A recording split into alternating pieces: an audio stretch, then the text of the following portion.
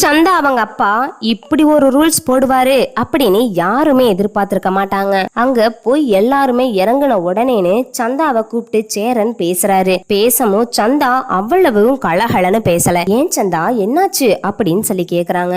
அது ஒண்ணும் இல்லைங்க, எங்க அப்பா உங்ககிட்ட பேசினாரா அப்படின்னு சொல்லி கேட்ட உடனே இல்ல இன்னும் பேசல அப்படின்னு சேரன் சொல்றாங்க. அவர் பேசினா அவர் என்ன சொன்னாலும் அதுக்கு ஓகே சொல்லுங்க அப்படின்னு சந்தா சொன்னதுமேனு இங்க சேரனும் சரின்னு சொல்லிடுறாங்க. நிலா இருந்துகிட்டு என்னனே இப்படி என்னனே வந்து கேட்க போறாங்க அவங்க அப்படின்னு சேரன்ட்ட கேட்கவும், தெரியலப்பா, எதுவா இருந்தாலும் இப்போதுக்கு நம்ம சரின்னு தானே சொல்லி ஆகணும் அப்படின்னு சேரன் சொல்றாங்க.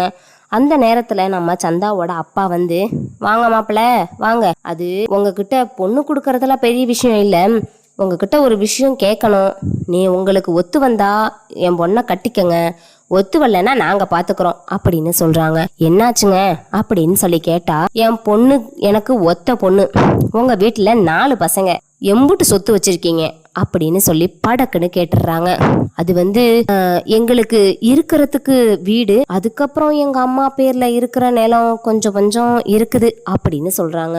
என்ன இப்படி மூடி பேசுனா என்ன அர்த்தம்? நாளா எப்படி வெட்டு 1 துண்டு 2ன்னு பேசுறேன், அது மாதிரி பேசுங்க, தெளிவா எல்லாத்தையும் பேசணும், அப்பதான் எனக்கு கொஞ்சம் நிம்மதியா இருக்கும். என் பொண்ணையும் பிச்சைக்கார குடும்பத்துல கொடுத்துருக்கேன்னு 4 பேர் சொல்லாம, அவளுக்கும் நிலப்பழமெல்லாம் இருக்கு, பணக்கார வீட்டுல தான் கொடுத்துருக்கேன்னு சொல்லணும் இல்லையா, அதுக்காகத்தான் கேக்குறேன் அப்படிங்கிறாங்க. இல்ல அதெல்லாம் ஒண்ணும் இல்ல, எங்களுக்கு இவ்வளவுதான் இடம் அப்படின்னு சொல்றாங்க. அதுதான் மாப்பிள்ள, நான் ஒரு முடிவோட இருக்கேன், 4 பேத்துக்கு அந்த வீட்டை பிரிச்சா கூட கொஞ்சோண்டு இடம் கூட வராது. அப்படி இருக்கும்போது அங்க போய் கூட்டிட்டு போய் என் பிள்ளைய என்ன பண்ண போறீங்க? எனக்கு இருக்கிறது என் பொண்ணு ஒரே பொண்ணு, என் பையன் இருக்கான், எக்கச்சக்கம் நிலப்பழமும் இருக்குது. ஒண்ணு உங்களோட நிலத்தை மொத்தமா உங்க பேருக்கு எழுதிட்டு வாங்க, இல்லைனா ஏன் நிலத்தை மொத்தமா உங்க பேருக்கு எழுதி வைக்கிறேன்.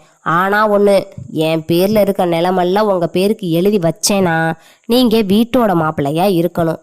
இல்ல என் பொண்ணை கூட்டிட்டு அங்க சென்னை தான் போக போறேன் அப்படின்னு நீங்க சொன்னாலும் தாராளமா போகலாம், என்ன மொத்த சொத்தும் உங்க பேர்ல இருக்கணும் அப்படின்னு சொல்றாங்க. அப்ப உடனே நிலா இருந்துக்கிட்டு, என்ன திடீர்னு ஒரு குண்டை தூக்கி போட்டா எப்படி? இதெல்லாம் அன்னைக்கே சொல்றது இல்லையா, இப்ப போய் சொல்றீங்க? எங்களுக்கு இன்னும் என்ன சொத்து இருக்குது எப்படின்னு ஒண்ணுமே தெரியாது அப்படின்னு சொல்றாங்க. அப்ப உடனே நடேசனை கூப்பிடுறாங்க. நடேசனும் இப்பதான் வயசு திரும்பின மாதிரி விசில் அடிச்சுட்டு அங்க வர போற ஆன்ட்டிங்க எல்லாம் சைட் அடிச்சுக்கிட்டு இருக்காரு. அவரோட லைஃபை என்ஜாய் பண்றாரு. வந்ததுமேனும் நம்ம சேரன், அப்பா அவங்க உங்ககிட்ட பேசணுமா அப்படின்னதும், என்னடா அவங்கள பேச போறாங்க அப்படின்னு நம்ம நடேசன் கேக்குறாங்க. வாங்கப்பா அப்படின்னு கூட்டிட்டு போனா, சார் நடேசன், உங்களுக்கு எவ்வளவு சொத்து இருக்குதுன்னு கொஞ்சம் தெரிஞ்சுக்கலாமா அப்படின்னு சொல்லி கேக்குறாங்க. சொத்தெல்லாம் இருக்குது, ஆனா அதெல்லாம் இப்போதுக்கு கொஞ்சம் சிக்கல்ல இருக்குது அப்படின்னு சொல்றாங்க. சிக்கல்லனா எப்படி அப்படின்னு சொன்னதுமேட்டு, எனக்கும் என் தங்கச்சி அண்ணன் எனக்கு 3 பேர் இருக்காங்க, அவங்க மேலதான் சிக்கல்ல இருக்கு, மற்றபடி எந்த பிரச்சனையும் இல்லை. நாளைக்கு அந்த சொத்து வந்துச்சுன்னா 4 வகுந்து 4 பேத்துக்கும் நான் கொடுத்துருவேன் அப்படின்னு நடேசன் சொல்றாங்க. அதை கேட்டதுமேனு சந்தா அவங்க அப்பா, எப்படி ஒரு கோமநகல இருக்குமா, ஒரு பையனாலே அம்புட்டு சொத்து சேர்த்து வைக்கணும், இதுல 4 பையங்களுக்கு எம்புட்டு தான் சேர்த்து கொடுக்க முடியும்? நாளைக்கே 4 பேத்துக்குள்ள சண்டை வந்துருச்சுன்னா என் புள்ள எங்க போயிருப்பா அப்படின்னு சொல்லி கேக்குறாங்க. யோ, உன் பிள்ளைய கொடுக்க விருப்பம் இருந்தா குடியா, கொடுக்க விருப்பம் இல்லைன்னா கம்மனு போயா, சும்மா எப்ப பார்த்தாலும் சொத்து பத்து திடீர்னு ஒரு குண்டை தூக்கி போடுற, உனக்கு பிடிச்சா குடு, பிடிக்கலைனா உன் வேலையை பார்த்துட்டு போ, அதை விட்டுட்டு என்கிட்ட இப்படி வளவளன்னு பேசுற வேலை வச்சுக்காத அப்படின்னு சொல்றாங்க. அதுக்கப்புறம் பார்த்தீங்கன்னா நம்ம சேரனை கூப்பிட்டு சந்தா அவங்க அப்பா ஒரு பத்திரத்தை கையில கொடுக்குறாரு. சேரன் அதை வாங்கி படிச்சுக்கிட்டு இருக்காரு. படிக்க அந்த பத்திரத்துல உள்ளதை பார்த்துட்டு ரொம்பவே ஷாக் ஆகி போய் நிற்கிறாரு. அதுக்கப்புறம் கிட்ட போன நிலா அதை போய் பார்க்குறாங்க. இது என்ன பத்திரத்துல இப்படி எழுதியிருக்குது அப்படின்னு நிலா கேட்டதும் சோழன் சொல்றாரு, என்ன நிலா எழுதியிருக்குது அப்படிங்கிறாங்க. அது வந்து இந்த சொத்து பத்துக்கு எல்லாத்துக்குமே சொந்தக்காரர் சேரன் அப்படின்னு போட்டிருக்குது. ஆனால் அவர் வீட்டோட மாப்பிள்ளையாக தான் இருக்கணும், அப்போ தான் கல்யாணம் பண்ணி கொடுப்பேன் அப்படிங்கிற மாதிரியும் சொத்தெல்லாம் அவர் பேர்லையும் ரிஜிஸ்டர் பண்ணியாச்சு அப்படிங்கிறாங்க. இதை கேட்டதுமேன்ட்டு நம்ம நடேசனுக்கு என்னதான் நினச்சாரோ தெரியல, அதை வாங்கி அப்படியே கிழிச்சு போடுறாரு கீழே. டேய், உன் சொத்தை நீ பிச்சையா போட்டு அதில் என் பையன் வாழணும்னு எந்த ஒரு அவசியமும் இல்லை. அவனுக்கு அப்பா அம்மா அப்படின்னு நாங்கள் இத்தனை பேர் இருக்கோம். நீ ஒன்றும் அவனுக்கு பிச்சை போடணும்னு அவசியம் இல்லை, உன் வேலையை மட்டும் பாரு அப்படின்னு சொல்லிடுறாங்க. இவங்களுக்கு ரொம்பவே மனசு கஷ்டமாக இருக்குது.